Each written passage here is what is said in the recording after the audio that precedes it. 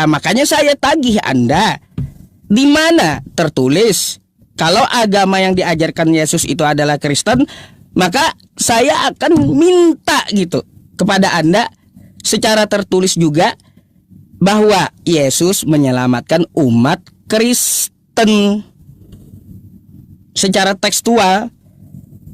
Itu yang saya minta dengan Anda dari tadi, Pak Pendeta. Ya. Nah, ini ada nambah nih, ya, pertanyaannya. Ini agama apa yang dibawa Yesus? Oke, tolong jelaskan dulu sama saya yang ini, baru saya lanjut untuk menanggapi. Ya, gak apa-apa, silakan. Baik, terima kasih Pak Ustadz. Ya, baik ya. Ya, silakan waktunya Pak Ustadz. Oke.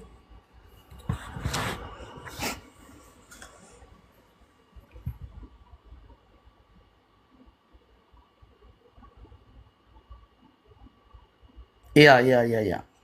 Oke, saya terima. Oke, saya jelaskan langsung saja dulu. Matius 5 ayat 20, ya. Dikatakan di sini Pak Ustadz, maka, ya saya balikan kamera saya ya, supaya bisa menampakkan data. Ya, dikatakan di sini Pak Ustadz. Ya, dikatakan begini, maka aku berkata kepadamu, ya, jika hidup keagamaanmu tidak lebih benar daripada keagamaan ahli-ahli Taurat dan orang-orang Farisi, sesungguhnya kamu tidak akan masuk dalam kerajaan surga. Ini tadi ya kata kunci yang disampaikan Pak Ustadz adalah keagamaanmu. Sekarang kita lihat dulu Pak Ustadz. Ini lagi bicara kepada siapa ini ya? Di sini dikatakan Pak Ustadz, ini Yesus dengan menjelaskan hukum Taurat. Ya, hukum Taurat itu miliknya siapa Pak Ustadz? Orang Yahudi. Nah, orang Yahudi memang Yudaisme, ya, menjalankan namanya Yudaisme. Jadi ini bukan kepada orang Kristen Pak Ustadz. Gimana Pak Ustadz ini? Nggak paham ini Pak Ustadz ini. Gimana nih? Ini sedang membantah ahli Taurat, orang-orang Yahudi. Makanya jangan kamu menyangka bahwa aku datang untuk meniadakan hukum Taurat atau kitab para nabi. Aku datang bukan untuk meniadakannya, melainkan untuk menggenapinya. Makanya dikatakan di sini ayat 20, ya, jika hidup keagamaanmu, kan ahli Taurat itu Yudaisme. Orang-orang Yahudi itu kan Yudaisme. Ya, agamanya namanya Yudaisme. Jadi ini bukan bicara orang Kristen, Pak Ustadz. Ini gimana? Aduh, Pak Ustadz. Makanya saya ajari cara baca Alkitab ya. Mohon maaf Pak Ustadz ya, saya agak jok sedikit ya. Nih, makanya dikatakan, Lego garhumin hoti ean me periseuse endidakayosune humon pleion ton grammateon kai grapisayon on me eiseteite esten basileyan ton uranon. Ini sedang bicara kepada orang-orang Yahudi. Orang Yahudi itu agamanya namanya Yudaisme, bukan bicara kepada Oten. Makanya belajarlah kepada saya Pak Ustadz. Saya, ya mohon maaf ya, saya bisa mengajari Bapak Ustadz nih lebih pintar. Ini selalu dibawa untuk menyerang orang Kristen. Ini bukan, ini sedang bicara kepada ahli Taurat, orang Farisi, Yahudi. Nah, tadi bantahan Pak Ustadz tidak ada kepada saya, ya kan, bahwa Nabi itu orang berdosa. Bagaimana kita mengikuti orang berdosa bisa masuk surga? Ya nggak bisa dong. Makanya kami mengikuti Yesus yang hidup tanpa dosa. Makanya kami selamat. Nah, kalau kita mengikuti baginda Rasul, orang penuh dosa. Bahkan ketika ketemu dengan yang namanya tunanetra di Abasa ayat 1-5 itu, dia mengabaikan. Kita bersama Allah. Kenapa kamu mengabaikan tunanetra?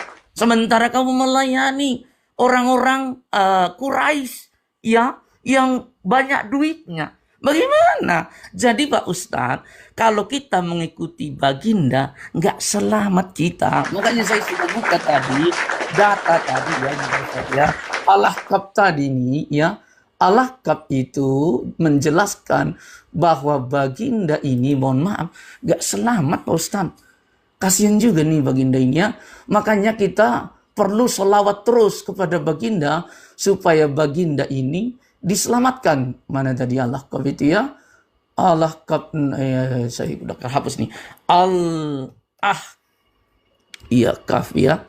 Ini ya Pak Ustadz. Ya, jadi mari Pak Ustadz coba dibantah saya ini. Bagaimana kita mau selamat sementara yang kita ikuti nggak selamat. Ya, lucu kan? Ya toh, lucu dong. Jadi silakan Pak Ustadz bantah dulu ini ya.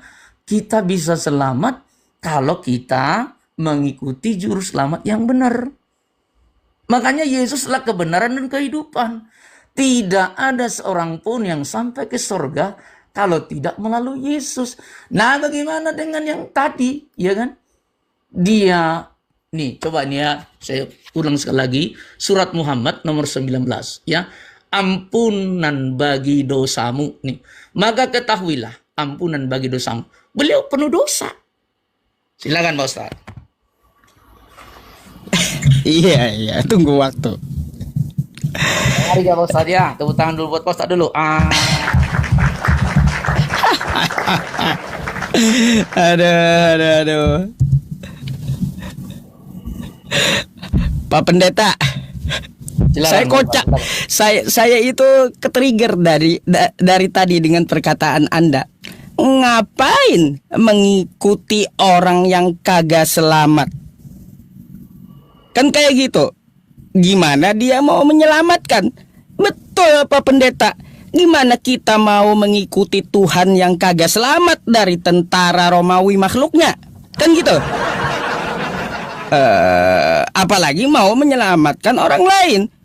Diri sendiri dia kagak selamat, lalu ingin menyelamatkan orang lain. Mustahil kata Anda. Kan gitu tadi. Ngapain mengikuti orang yang tidak selamat? Kan gitu. Macam mana pula? Ketrigger saya teman-teman ya. Coba ngapain kita ngikutin orang yang kagak selamat? Kagak selamat dirinya aja kagak selamat gitu. Itu perkataan Anda sendiri tadi, dari tadi saya perhatikan. Terus juga ya tentang masalah Matius 5 nomor 20 tadi. Anda bilang di situ bukan Kristen, tapi Yahudi. Tepuk tangan saya. Kenapa saya bilang tepuk tangan? Artinya Yesus tidak mengajarkan Kristen, enggak. Dan itu Anda akui gitu loh. Itu bukan Kristen kata Anda, Yahudi. Lalu ngapain Anda jadi Kristen gitu loh.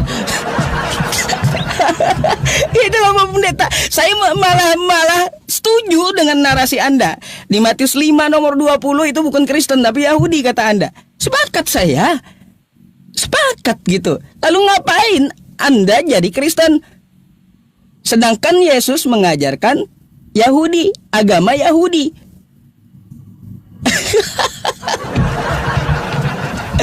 Sepakat saya itu ya, serius Pak Pendeta, sangat sepakat ya yang Anda katakan itu.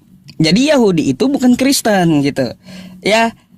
Terus tentang masalah Al-Quran kita ya teman-teman, kita akan menyinggung dulu Al-Quran kita. Kan tadi Pak Pendeta nih, mari kita baca lengkap aja ya tentang Al-Ahqaf ayat 9 tadi ya. Saya udah ulangi beberapa kali gitu. Nah dari sini aja langsung. Maka ya beliau tidak mengetahui apakah akibat dari urusannya dan urusan orang-orang musyrik Quraisy. Bagaimana kesudahannya nanti? Apakah mereka akan beriman ataukah mereka tetap pada kekafirannya? Akibatnya mereka akan diazab dan dimusnahkan. Jadi Nabi Muhammad itu tidak tahu nanti nasib orang Quraisy, bukan nasib dirinya. Kalau nasib dirinya udah dibilang nih dia di surga ya. Mengenai ayat ini, karena sesungguhnya mengenai di akhirat sudah pastikan ya tempat beliau kembali nih ya. Nih, tempat Nabi Muhammad kembali beliau adalah nih surga. Di mana? tempat Nabi sudah di surga, pasti beliau tahu gitu tempat beliau di surga. Tapi beliau nggak tahu nasib kafir Quraisy ke depannya, apakah mereka diazab atau masuk neraka. Nggak tahu Nabi Muhammad. Kalau Nabi Muhammad tahu dia tempatnya nih di surga, ya tertulis Al-Ahqaf 9 nih. Oke Pak Pendeta. Aduh. Jadi Al-Ahqaf 9 itu bukan masalah nasib Nabi Muhammadnya yang tidak diketahui, tapi nasib kafir Quraisy. Di situ dikatakan di tafsirnya, ya, Nabi Muhammad ke tempatnya adalah surga. Udah dapat dipastikan gitu. Lalu orang Quraisy kayak gimana? Gak tahu Nabi Muhammad itu nasibnya orang Quraisy kayak gimana. Apakah nanti beriman atau tidak? Kan kayak gitu. Makanya banyak kali yang dipatahin udah. Cuma saya tadi agak ini aja Pak, agak lucu dengan narasi Anda gitu. Makanya saya dengarkan betul-betul. Ngapain ngikutin ya yang tidak selamat? Alih-alih mau menyelamatkan, selamat aja kagak. Itu saya sangat sepakat itu.